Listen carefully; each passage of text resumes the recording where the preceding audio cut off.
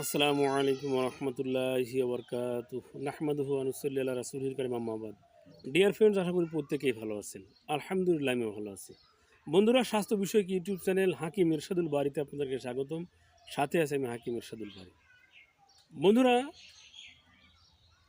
অধিকাংশ পরিবারেই একজন না একজন অর্শ রোগে ভুগছেন, ইংলিশে যেটাকে বলা হয় পাইলস।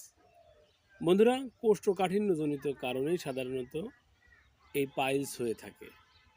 বন্ধুরা, মলদ্বারে প্রদাহ হয়ে ইনফেকশন হয়ে অনেক সময় গুটির সৃষ্টি হয়। কখনো মলদ্বারের চারপাশে হয়, কখনো মলদ্বারের এক পাশে হয়।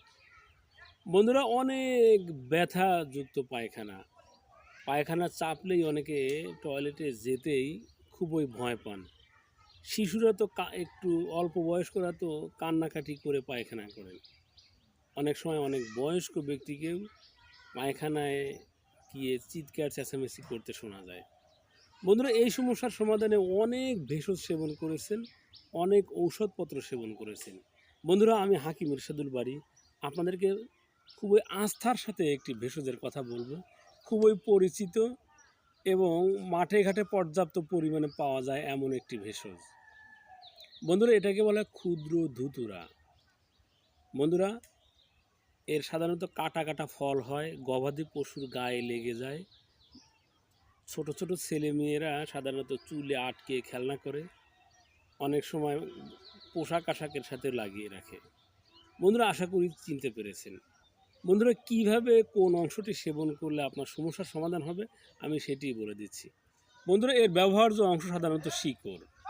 বন্ধুরা, শুধু শিকড় হলেই কি হবে? অবশ্যই নয়।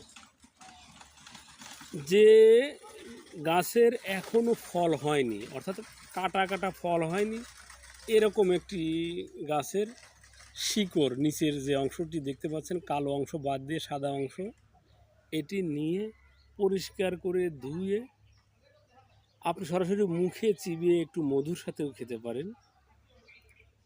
আর যদি মনে করেন একটু ব্লেন্ড করে খাবেন, তবে পরিমাণে যেন 20 থেকে 30 গ্রামের মধ্যে হয়।